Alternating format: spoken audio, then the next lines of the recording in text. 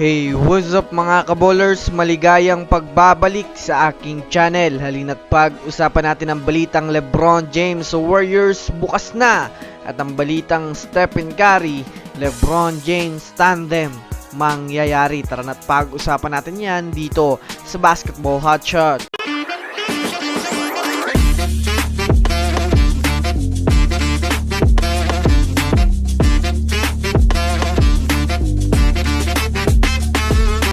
Una nga muna tayong dumako mga kabowlers sa pang-torture ng Milwaukee Bucks sa kupunan ng Boston Celtics.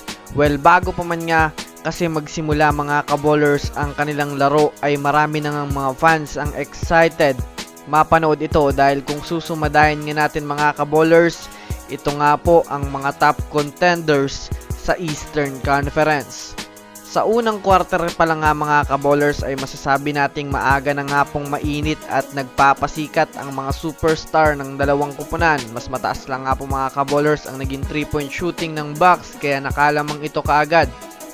Second quarter nga po mga kabowlers nang mas naging aggressive palalo ang Bucks sa 3-point shooting at talagang nagdomina ang mga ito kaya talagang lumobo lalo ang kalamangan nila na umabot na sa 38-73 sa second quarter pa lang.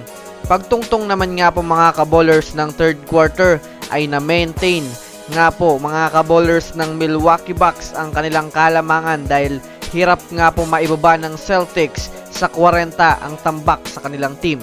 Sinusubukan pa rin naman nga po mga kabowlers makahabol ng Celtics sa laro, ngunit talagang hindi naging sapat ang naging performance nila para mapatumba nila ang Bucks. Nagtapos nga ang laro mga kabowlers sa score na 102-135 na pinangunahan naman ni Bobby Portis Jr. matapos magtala ng double-double 28 points at 12 rebounds na masasabi nating nilampaso nga talaga ng Milwaukee Bucks ang nangunguna sa Eastern Conference.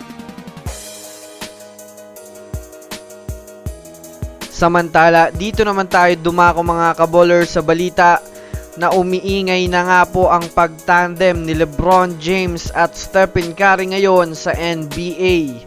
Alam naman nga po natin mga kabowlers na hirap nga talaga pareho ang dalawang legend na ito sa kanilang sariling mga kupunan. Pareho nga po mga kabowlers nakakaranas ang dalawa ng struggle. Kaya dito na nga po mga kabowlers umiinit ang balitang panahon na nga daw para magkampi sa iisang kupunan itong si LeBron James at Stephen Curry. Lalo pat inanunsyo na nga po ng Warriors na handa na silang i-trade ang lahat.